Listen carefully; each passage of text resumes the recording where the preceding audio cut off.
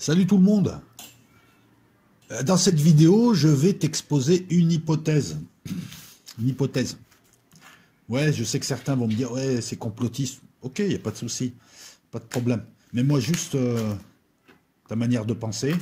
Et si possible, hein, parce que certains n'ont toujours pas compris les règles, si possible, ne me mets pas un avis. On a tous un avis, c'est pas... voilà. Tu peux... Développe. Tu as le droit d'être pour, tu as le droit d'être contre, mais développe. Et puis je rappelle aussi à ceux qui n'aiment pas ce que je fais, d'aller consulter un psychiatre, puisque vous me suivez systématiquement sur toutes mes vidéos, vous me faites des vues, je vous remercie. Pour insulter des gens, ça fait un peu bizarre quand même. C'est un peu bizarre, bref. J'aimerais... moi ça me fait rien, ça me fait des vues. C'est juste que je trouve ça un petit peu psychiatriquement inquiétant. Bon, quand on en est là, hein, c'est que on n'a pas grand chose à faire. Pour les autres, pour les plus sérieux, comment dire ça? Comment te l'exposer? Bah, auparavant, déjà, on va parler Covidou. Mais auparavant, déjà, je rigole un petit peu. On avait parlé tous, hein, c'était pas non plus dans l'imprévisible. Hein, on n'était pas dans l'imprévisible. On a évoqué la saison 2, on est en pleine saison 2 du Covid. On apprend que maintenant, après les variants, il va y avoir le virus va se recombiner. C'est un virus qui est quand même très dynamique, hein, très sportif. Hein. En un an, il mute aussi rapidement. Je sais pas, il est drôle de virus quand même. Alors, moi, je suis pas virologue, toi non plus d'ailleurs. Mais un virus qui mute autant, qui provoque autant de dégâts et qui apparaît là, alors jusque-là, on n'avait pas ce type de virus. Qu'est-ce qui a changé? Hein, c'est bizarre. Ouais, t'es pas virologue, je suis pas virologue. Je vais pas te dire qu'on a fabriqué le virus. Mais moi personnellement, mon intime conviction est que depuis 20 ans, on assiste à l'apparition de virus bizarroïdes. Lorsqu'on demande des explications, qu'est-ce qui a changé? Pourquoi dans les années 50-60, on n'avait pas ces virus-là? Hein, on avait l'éternel retour de la grippe, on avait d'autres types de maladies, la tuberculose et autres, mais on pouvait localiser un petit peu ces maladies dans la chronologie, on pouvait les... Et là, d'un coup, on a des virus comme ça, le SARS, le H1N1, j'ai l'impression que c'est une répétition.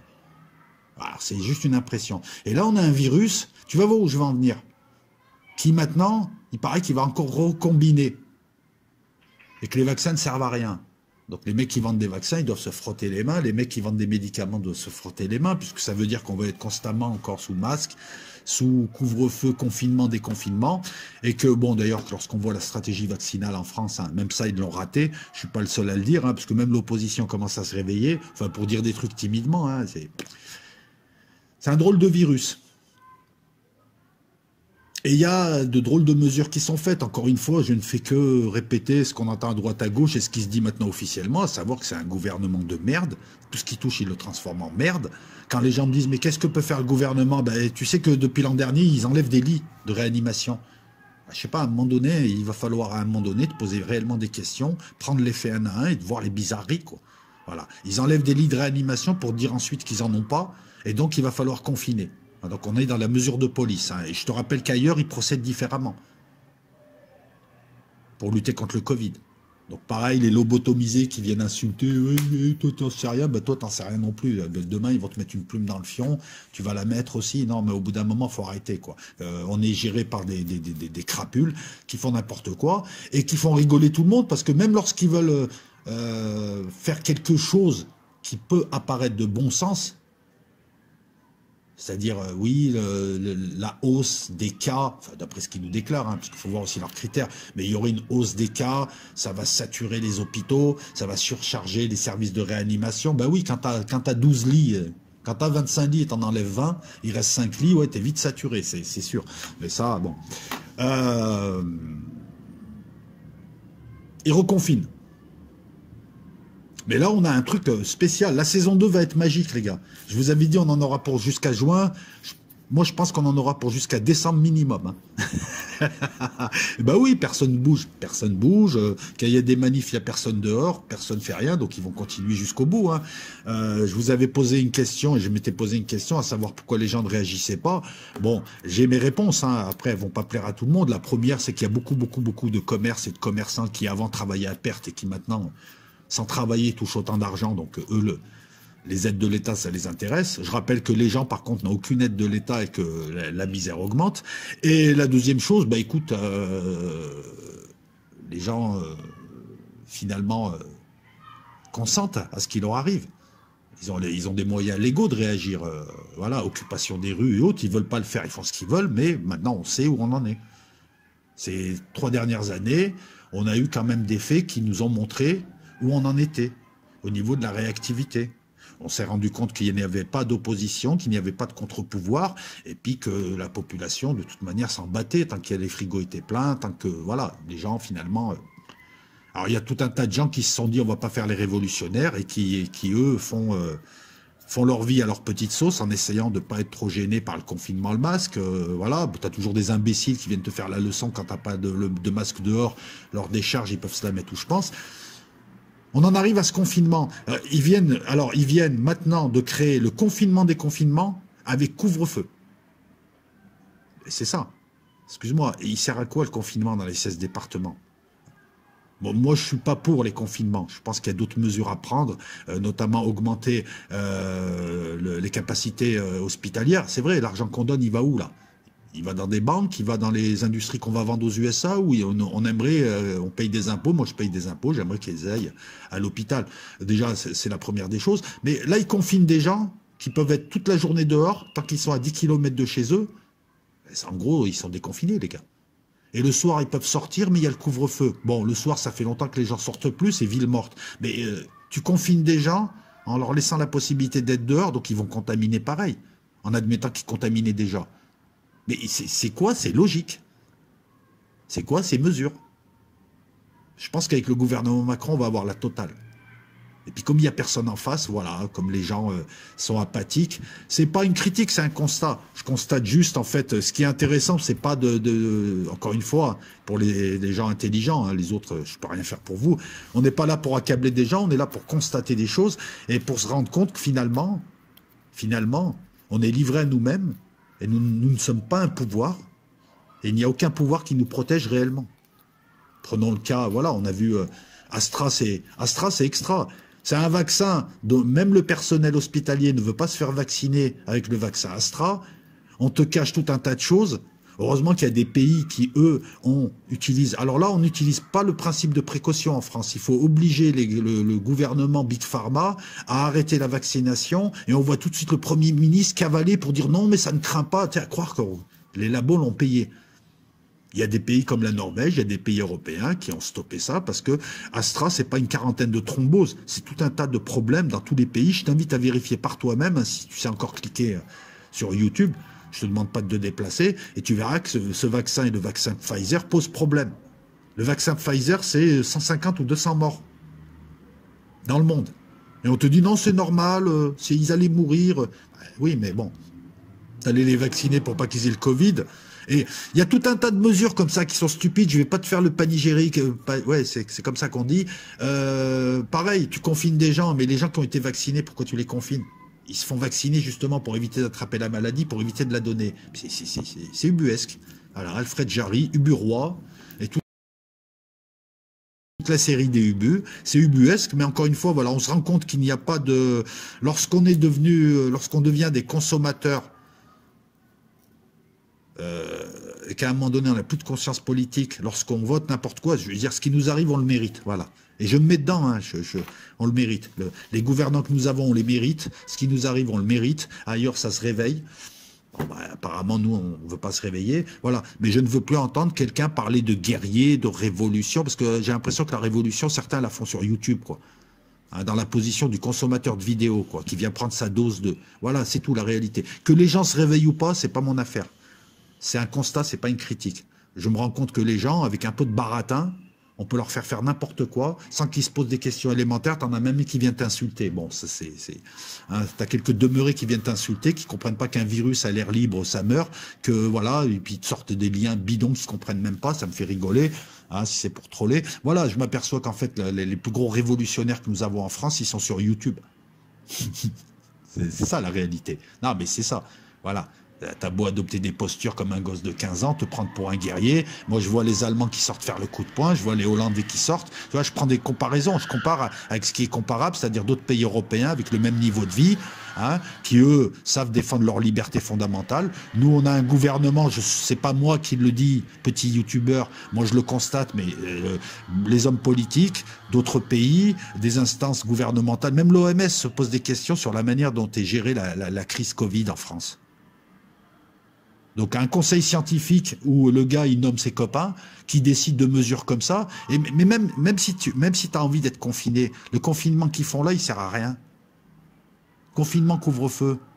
Je veux dire, il y a d'autres moyens, remettre des lits d'hôpitaux, créer des hôpitaux, tester, dépister, soigner, traiter, hein, dépister, excuse-moi, isoler, traiter. Voilà ce que font d'autres pays. Tu vois, on propose aussi, mais c'est vrai que les mal comprenants ne comprennent pas ça. Et petit à petit, j'en viens à, après un an de recul, un peu plus d'un an, il y a à peu près un an, là, il y a un an, une semaine, on était confinés pour la première fois. C'était le choc. C'était le choc. Là, je peux comprendre.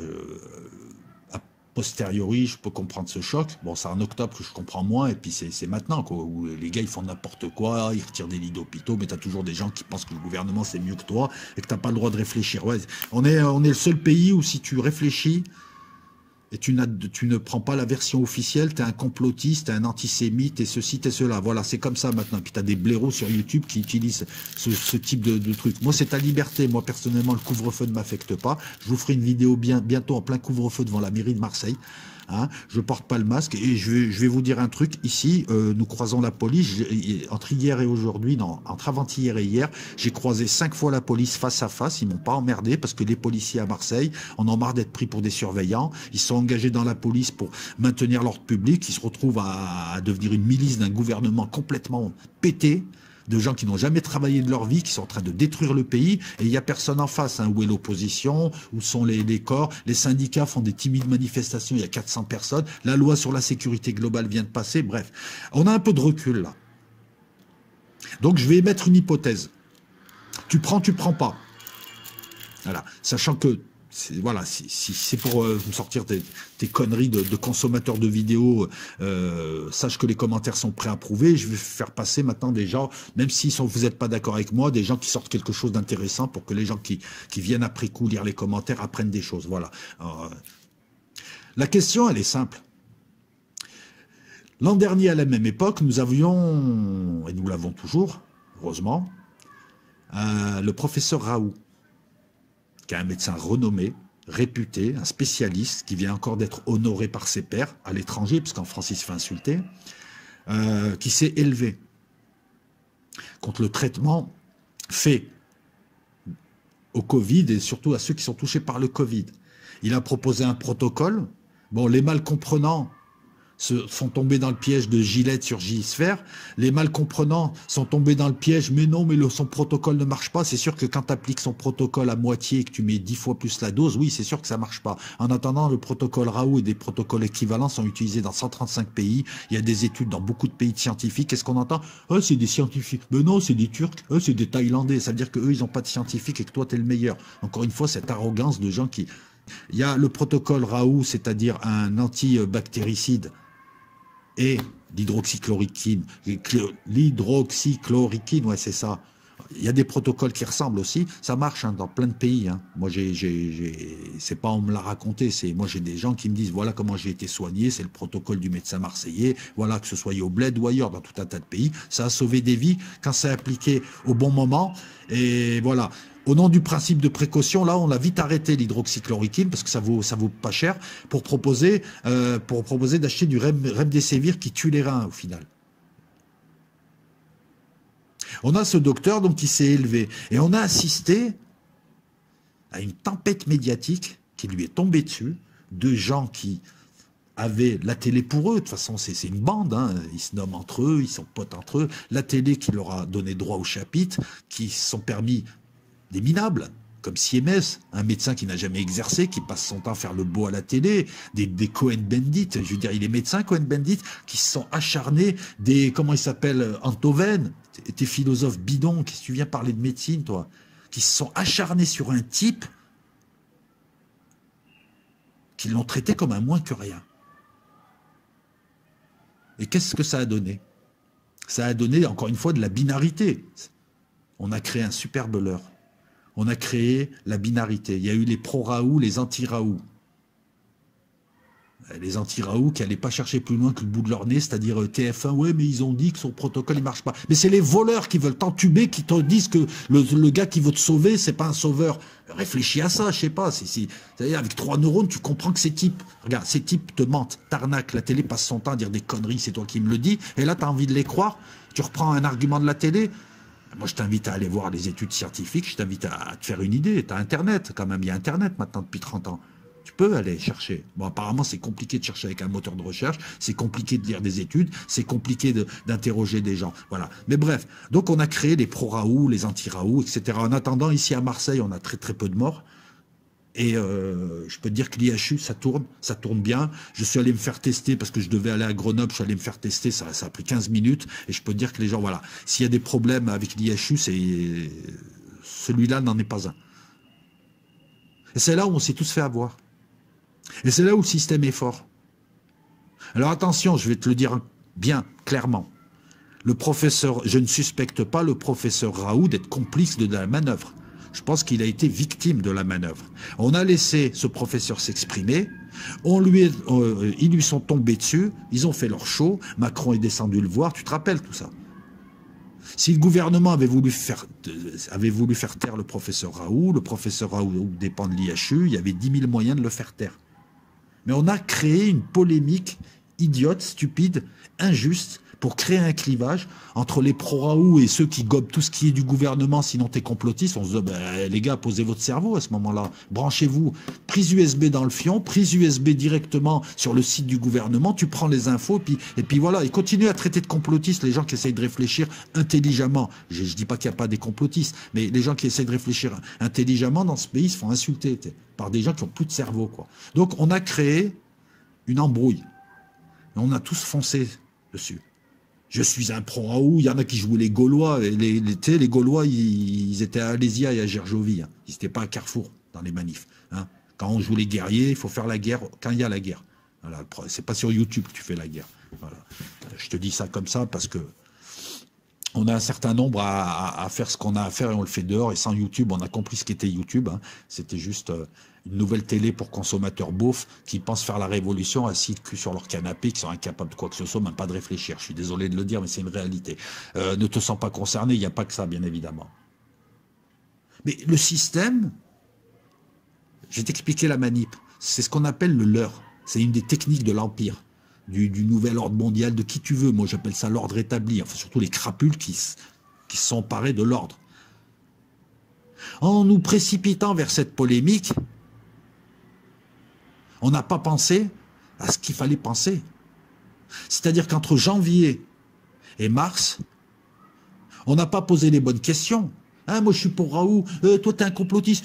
Toi, t'es un mouton. Non, la réalité, elle est simple. Comment ce virus est apparu? D'où il est venu? On veut une enquête internationale. Comment ce virus, certains pensent que c'est un virus bricolé militairement. T'es pas virologue. Tu travailles pas dans un labo. D'accord? La recherche militaire en bactériologie, elle a 30 ans d'avance.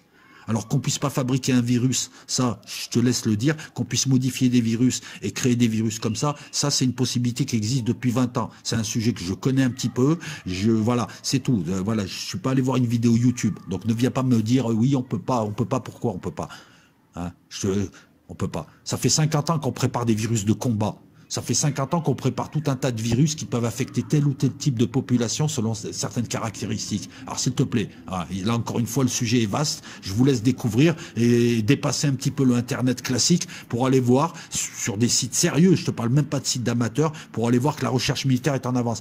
En créant une polémique complètement absurde et stupide et injuste, ce gouvernement a créé un contre-feu pour nous éviter de penser pourquoi ce virus apparaît. On n'a jamais vu un virus comme ça qui mute aussi rapidement, qui affecte plus les Européens qu'autre chose. Ça se trouve, c'est un virus qui pratique le racisme anti-blanc, on va savoir. Cette question, on ne l'a pas posée. On aimerait, par exemple, savoir et faire le lien avec juillet 2019 et tous ces Américains au nord des USA qui ont été hospitalisés, hein, plusieurs centaines et on nous a fait croire que c'est la cigarette électronique, ça a fait rire tout le monde. Et apparemment, ils avaient les mêmes symptômes avec les poumons bien détruits qu'ont certaines personnes qui ont été affectées par le coronavirus. De là à dire qu'on avait testé ça aux USA déjà, il n'y a qu'un pas. Maintenant, je vois tout un tas de blaireaux qui pensent que les Chinois sont capables de créer un virus et de le donner à leur population pour se faire pourrir. Si tu n'aimes pas la Chine et tu combats la Chine parce que c'est ton adversaire numéro un, c'est toi qui vas lui envoyer un virus. Et tu le fais parvenir de Chine. Le problème, c'est que tous les virus qu'on voit arriver de Chine, la grippe, tous ces virus naturels, agissent d'une certaine manière. Et là, on a quelque chose de bizarroïde qui mute en un an, qui produit des variants, qui fait tout un tas de choses. Je ne dis pas qu'il n'y a que des choses bizarroïdes. Mais en nous précipitant sur la polémique Raoult contre le gouvernement, l'hydroxychloroquine, et surtout en la mettant sur la liste 2 des substances vénéneuses, ils ont créé une polémique qui a servi de contre-feu. Première question, donc, il est bizarre ton virus, on aimerait une enquête internationale, parce que ça sent le virus de combat militaire qui est ciblé. Attention, je ne dis pas, c'est pas les États qui ont lancé les virus. Si quelqu'un a fabriqué ce virus, c'est pas les États le subissent. Je ne pense pas que Macron ou Trump ou Bolsonaro soient dans la combine. Hein, je vous rappelle qu'on assiste en ce moment à une passation et à un changement entre l'ancien ordre né de Bretton Woods, les pétroliers, les industriels, et un nouvel ordre mondial, donc un nouveau mode de vie que veulent nous installer les GAFAM, les géants du numérique et autres. Ça a toujours été comme ça. Je veux dire, quand on a découvert le pétrole, ceux qui avaient le pétrole ont voulu une société tout automobile. Et ils ont entraîné la société vers le tout automobile. Ils ont caché certains brevets, notamment Nikola Tesla. Hein, même s'il y a beaucoup de délire aussi autour de Nikola Tesla. Mais je te parle de l'affrontement de puissants, d'industriels. Voilà, Trump, c'est l'ordre de Bretton Woods. Qui représentait cet ordre qui ne voulait pas mourir face à une mondialisation. Il y a un nouvel ordre mondial qui s'appuie notamment sur la santé et l'informatique. Les prêtres de l'IA, comme je les appelle. La deuxième question, c'est personne n'a pointé le doigt réellement sur l'incohérence d'un gouvernement. Moi, je ne parle pas d'incohérence, je parle de préméditation. Je pense que, voilà, qui a retiré les médicaments qui jusque-là, il n'y avait pas de souci. Alors on te dit, oui, l'hydroxychloroquine, il y a des cas de surdosage. Non, mais si tu prends 50 doliprane, tu meurs aussi. Le doliprane est plus dangereux que l'hydroxychloroquine. Donc ils ont retiré l'hydroxychloroquine, et rappelez-vous, à l'époque, tu n'avais pas le droit de porter un masque. Tu allais acheter un masque, et tu as des gens qui vendaient des masques, qui se sont fait condamner, et la police t'interdisait de porter un masque. Et en février, le président de la République, au mépris de tout principe de précaution, au lieu de réduire un peu la voilure, comme on peut la réduire aussi pour la grippe et autres, hein, les personnes âgées qui ont peur de la grippe, maintenant en portant un masque, vous avez vu que vous pouvez l'éviter. Donc voilà. Donc le classement de l'hydroxychloroquine en liste 2. Le fait de nous parler que de la Chine et pas de se poser la question sur la nature du virus, s'il a pu être fabriqué, ou en tout cas bricolé, c'est-à-dire il part d'un virus naturel et il bricole quelque chose. L'incohérence d'un gouvernement qui a tout fait pour qu'on se contamine. Je t'enlève le médicament qui pourrait atténuer les trucs, je demande aux gens de sortir, de se mélanger, et je les interdis de masque. Et quelques semaines après, je leur dis, vous avez été infectés, je peux vous confiner. Je vais vous confiner. Je promets des lits d'hôpitaux et j'en retire depuis 20 ans des lits d'hôpitaux. Notamment des lits d'hôpitaux classiques, des lits aux urgences, des lits pour la réanimation. Et ensuite, je peux invoquer le fait que je n'ai pas assez de lits d'hôpitaux, donc il y a une surcharge, une pression qui est impossible sur les hôpitaux, donc il faut confiner. C'est sur ça qu'il faut réfléchir. Nous, on est parti sur des polémiques, certes, qui étaient là, qui existaient, mais qui ont été fabriquées. Voilà. Mon hypothèse, c'est que l'embrouille avec l'acharnement qu'a vécu Didier Raoult, les attaques qu'a vécu Didier Raoult, ont été l'œuvre de gens qui eux-mêmes étaient manipulés pour créer un contre-feu. Quand tu crées une bonne histoire là, une bonne embrouille là, les gens oublient la réalité. Est-ce que c'est un virus fabriqué ou un virus naturel? Je n'en sais rien. Mais les virus naturels, jusque-là, je ne comprends pas, ils ne se comportaient pas comme ça. Comment se fait-il que ce virus se comporte de cette manière, mute aussi rapidement? Alors quand tu poses des questions à des gens soi-disant intelligents qui ont tout compris, ils te sortent des conneries, genre oui, mais on a détruit l'écosystème, on est plus proche de la nature. Non mais tu me prends pour un con, sérieusement? Dans les années 50, en France, La France était un pays rural, les gens vivaient à la ferme, il y avait des animaux pas loin, ils ne chopaient pas de ce genre de virus, ils chopaient des trucs classiques. Comment se fait-il qu'il y ait des zoonoses? C'est une zoonose, je crois qu'on appelle ça. Le passage d'un virus de l'animal à l'homme, ça a toujours existé, mais ça prenait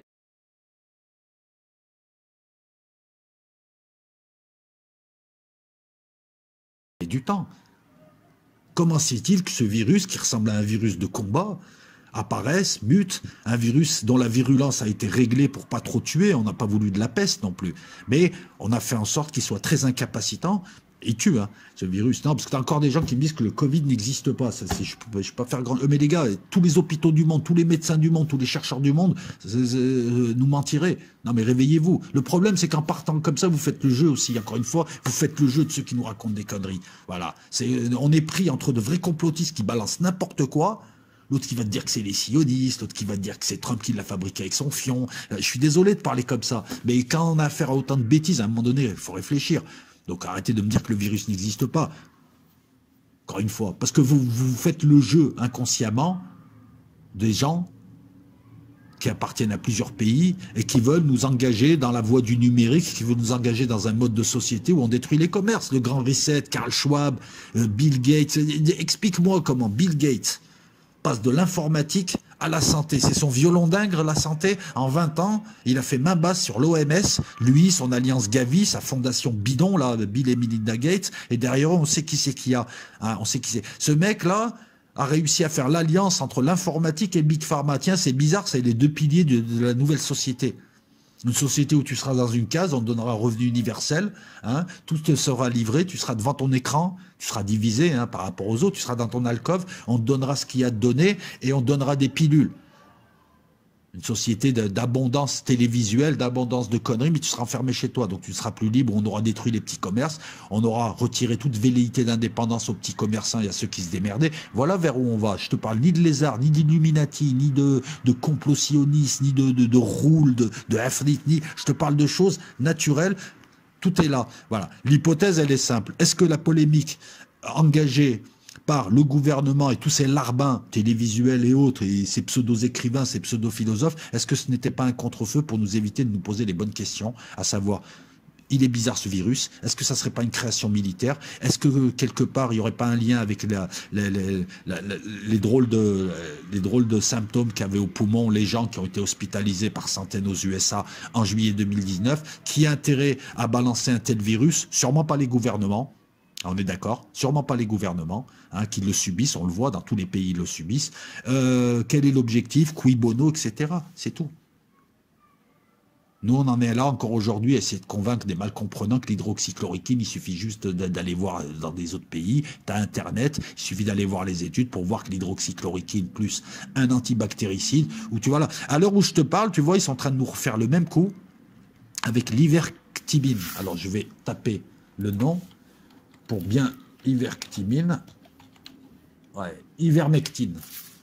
C'est un médicament pas très cher qui permet, pareil, avec un protocole bien précis, qui permet d'abaisser la charge virale. Les pseudo-journaux refusent de prendre des publications. Les scientifiques commencent à se poser des questions. En fait, ils ont vite compris, le médicament coûte pas très cher et permet de soigner efficacement. Voilà. Donc, on commence à ne pas laisser passer des publications. On commence à bloquer les chercheurs qui publient sur ce médicament qui permet de guérir. Dans les autres pays du monde, dans tout un tas de pays, on utilise des médicaments. Je te dis, un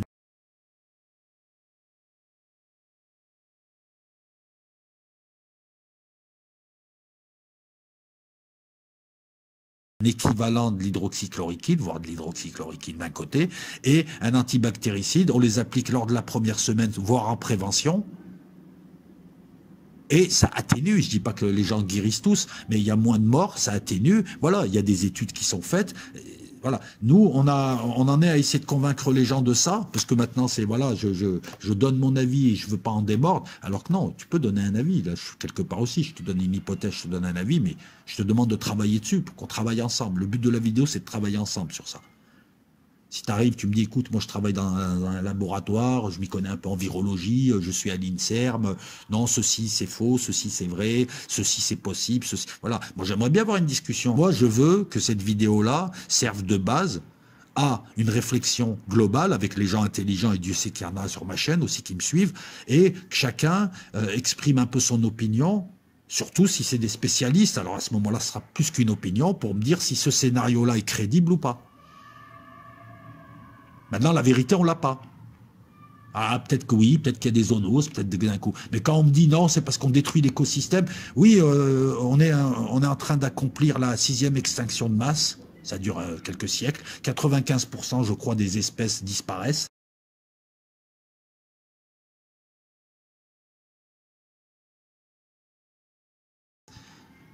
Il me semble, hein, quand je te dis ça, les espèces, c'est pas que les girafes et les éléphants et les chiens. Il y a des insectes, il y a des parties de la terre qui sont dévastées, notamment la canopée en Afrique, c'est-à-dire le sommet des arbres, là où il y a quasiment toute la vie. Voilà. Et toi, tu viens me dire que c'est parce qu'on vit avec des animaux. Alors que c'est l'inverse, on met du béton partout, on tue des espèces, ça disparaît. Au Moyen-Âge, ils vivaient avec des cochons. Ils chopaient pas de Covid. C'est curieux ces maladies quand même, encore une fois, oui, ben non, je me pose des questions, j'ai le droit, non? C'est ça aussi la liberté de penser. Il paraît qu'on est dans un pays où on a la liberté de penser. On se fait insulter systématiquement. Moi je suis quand même étonné, voilà, en 20 ans on a le SARS. On a toujours le même style d'attaque. Des trucs incapacitants mais qui vont pas dévaster la population, qui apparaissent. Le SARS, la H1N1, le SARS en 2003, c'est la famille des coronas. À croire que c'est une répétition. On a Ebola, ça sent le test en Afrique. On a H1N1, on a celui-là. En 20 ans, on a quand même 4 trucs qui apparaissent d'un coup. Pourquoi est-ce que depuis 20 ans, ça apparaît beaucoup plus vite qu'avant, dans les années 80-90? Qu'est-ce qui a changé? Ne me dis pas c'est parce que maintenant on vit avec des animaux, on vit dans la forêt. Il faut réfléchir à un moment donné. Ne me parle pas des marchés chinois et du pangolin. Quand je vois des débiles qui s'en prennent à des gens d'origine asiatique, ça c'est l'espèce humaine, encore une fois. Mais oui, aux USA et ailleurs, on s'en prend à des Chinois, on leur fait porter la responsabilité, une responsabilité d'ailleurs qui est diffuse. Et voilà, t'es Chinois, c'est de ta faute s'il y a un virus.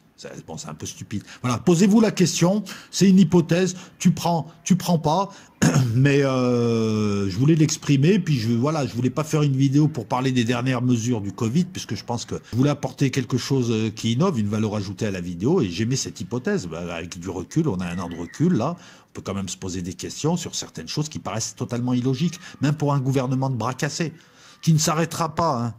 Il s'arrêtera pas, hein. Tant que personne ne réagira, il s'arrêtera pas, hein.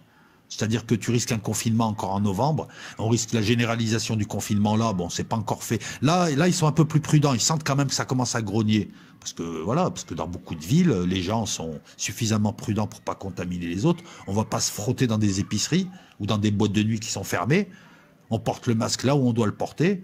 Mais on a suffisamment de cerveau, nous, pour savoir que dans des boulevards déserts, on ne peut pas être contaminé, on ne peut pas contaminer les autres, hein. Alors, à moins d'être un troll débile qui fait rire tout le monde, hein, voilà, on peut ne pas porter de masque. Moi, ça fait 1 an que je porte pas le masque. À l'extérieur, lorsqu'il n'y a pas de densité, j'ai été testé négatif. Par contre, lorsque j'ai dû me déplacer, je me suis testé, parce que je suis responsable, je me suis fait tester à l'IHU, on m'a dit, vous êtes négatif, j'ai attendu d'être négatif justement pour monter, et j'ai pris un bus, pendant 4 heures, j'avais mon masque, voilà, je suis allé là où je devais aller dans la famille, ils sont tous testés négatifs, hein, ils sont suivis, hein, tous les gens que j'ai vus étaient négatifs, donc sortir et me balader dans Grenoble désert, je vois pas qui je peux contaminer à part un troll pouilleux. Les amis, je vous rappelle, pour ceux qui ne le savent pas, que les commentaires sont préapprouvés. Je tenais aussi à remercier Romain. Je te remercie pour ton don PayPal. Et je renouvelle encore mon invitation. Plutôt que me faire des dons PayPal, si vous voulez me faire des dons PayPal, je prends. Ça renouvelle le matériel. Voilà. Je vous remercie. Mais je préférais que vous inscriviez sur Patreon. Que vous ayez quelque chose en contrepartie. Sur Patreon, on met des vidéos de qualité. Le prix conseillé, c'est 3 $, donc c'est 2,50 €. Pour 2,50 €, tu as accès à une centaine de vidéos. Je remercie tous ceux qui y sont, parce que c'est comme ça que tu me soutiendras. Voilà, je préfère que tu sois sur Patreon. Merci Romain pour ton don. J'aurais aimé que tu sois sur Patreon. Parce que je peux pas te poser sur Patreon comme ça, je sais pas comment faire. Et sur Patreon, vous avez 6 à 10 vidéos par mois, 4 illustrées, ça prend du temps, hein. On est un peu moins de 200. J'aimerais qu'on atteigne un seuil critique, comme ça. Si on atteint le seuil de 200 personnes sur Patreon, je peux faire une vidéo tous les jours sur Patreon et un petit peu oublier un peu YouTube, quoi, qui commence à gaver tout le monde. D'ailleurs, le YouTube francophone est déserté par tous ceux qui créent du contenu, qui en ont un petit peu marre d'un certain type de public, voilà, on fait des vidéos gratuitement, on se fait insulter, on fait des vidéos parce qu'on gagne pas un rond dessus, t'as toujours un gogol qui vient de dire il n'y a pas du gain, voilà, on est là, on parle à des gens qui captent même pas ce que tu dis, qui n'arrivent même pas à comprendre le titre d'une vidéo, ça devient lassant, je suis pas le seul à le dire, on est beaucoup, les seuls qui restent je parle pas des petites chaînes, mais les seuls qui restent sur YouTube, c'est des gens qui ont compris comment il fallait parler avec le public, qui sont des magots et qui sont là pour faire de l'argent. Voilà. Si vous voulez soutenir un créateur, voilà. Sur Patreon, ce mois-ci, là, je viens de poser une vidéo, 1 heure d'analyse. Tu peux aussi, en t'inscrivant sur Patreon, me demander une analyse bien précise sur un thème. Si je peux te la faire, je te le dis.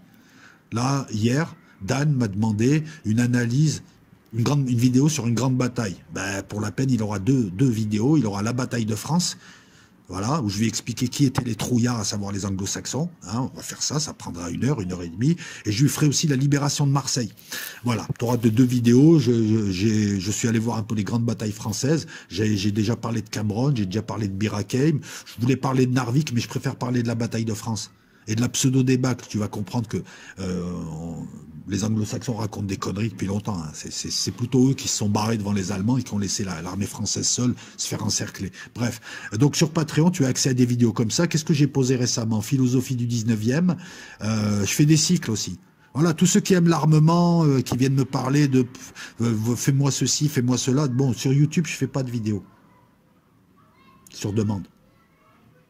Si tu veux que je te fasse des vidéos sur les systèmes de pays d'armement, ça prend 40 heures, 50 heures, hein, mec. Tu viens sur Patreon.